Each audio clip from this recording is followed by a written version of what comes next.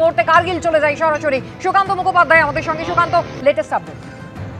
ये नुकसान ये 9 नंबर। দেখো ইতিমধ্যে কারগিল যে এলওসি সেখানে কিন্তু সেনাবাহিনী ডেপ্লয়মেন্ট অনেক বাড়ানো হয়েছে। শুধুমাত্র কারগিল নয়, অন্যদিকে বারামুলা ডিভিশনের যে উড়ি সেক্টর কিংবা কুপওয়ারা, যেখান থেকে লাগাতার এই পেহেলগাম ঘটনার পর থেকে বিনা উস্কানিতে পাকিস্তানের তরফে গুলিবর্ষণ করা হয়েছিল, ঠিক সেটাকে প্রত্যাঘাত হিসেবে বাহিনী কিন্তু বাড়ানো হয়েছিল।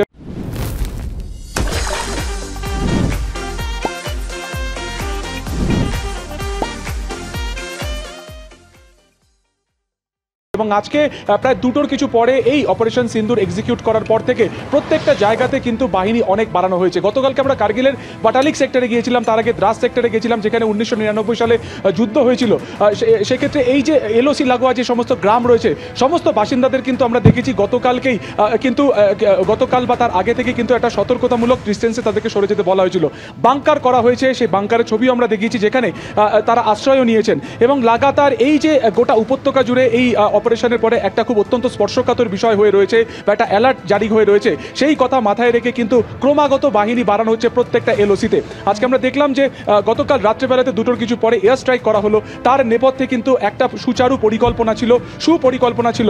লাগাতার ঘটনার পর থেকে 14 থেকে 15 দিন পেরিয়ে গেছে, প্রত্যেক সময় ভারতবাসীরা প্রত্যাঘাত চেয়ে এসেছিল, কিন্তু আদপে যখন এই এয়ার স্ট্রাইক হলো তাতে দেখা গেল কিন্তু একটা পরিকল্পনা রয়েছে। NTRO অর্থাৎ ন্যাশনাল টেকনিক্যাল রিসার্চ অর্গানাইজেশন, যারা মূলত এই 14 দিন ধরে লাগাতার পাকিস্তানের মাটি, পাকিস্তান অকুপাইড কাশ্মীরের মাটিতে যে সমস্ত জঙ্গি সংগঠন রয়েছে, মূলত 3টি, LET লস্কর-ই তৈবা যার সংগঠন TRP হামলা চালিয়েছিল, অন্যদিকে জৈশ-ই মোহাম্মদ, অন্যদিকে হিজবুল মুজাহিদিন, তাদের যে 9টি সংগঠনের উপস্থিতি, সেই ইনফরমেশন, সেই কোঅর্ডিনেটস, সেই লোকেশন সমস্ত কিছু বাহিনীকে পৌঁছেছিল। এবং দ্বিতীয় পর্যায়েতে এসেছিল যে এই ক্যাম্পগুলোতে আদপে কি হয়েছে, সেগুলো কি খালি ক্যাম্প নাকি তাতে কোনো অ্যাক্টিভিটি হয়। দ্বিতীয় পর্যায়ে এই তারা সার্ভেলেন্স করে মনিটর, একেবারে ক্লোজ মনিটর করে দেখেছেন যে সেখানে কোথাও 250, কোথাও 100, কোথাও 30, কোথাও 75, 80 এরকম করে প্রায় 900 জঙ্গির অ্যাক্টিভিটি রয়েছে। এবং তৃতীয় ধাপে এক্সিকিউশন। আমরা জানি নিরাপত্তা উপদেষ্টা, জাতীয় নিরাপত্তা উপদেষ্টা অজিত ডোভাল ক্লোজ মনিটরিং করেছিলেন, এবং যখন ইনফরমেশন গতকালকে তিনি পান, তিনি সরাসরি ব্রিফ করেন প্রধানমন্ত্রীকে, সেখান থেকে গ্রিন সিগন্যাল দেওয়ার পরে কিন্তু এয়ার স্ট্রাইক করা হয়। এবং শুধুমাত্র এয়ার স্ট্রাইক নয়, পরবর্তীকালে পাকিস্তানের তরফে যে দাবি করা হয় যে 2টি ভারতীয় এয়ারক্রাফটকে তারা গুলি করে নামিয়েছে, সেটাও কার্যত মিথ্যে, কারণ ভারত সরকারের তরফ থেকে তাও কিন্তু স্বীকার করে নেওয়া হয়েছে যে সমস্ত পাইলট সেফ রয়েছে।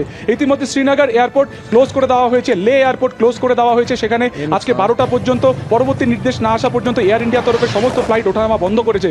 কেন? তার কারণ একটাই, সেটা হচ্ছে যে সিভিল প্লেন সেখানে এখন নামবে না। অত্যন্ত স্পর্শকাতর পরিবেশ হয়ে রয়েছে গোটা উপত্যকা জুড়ে।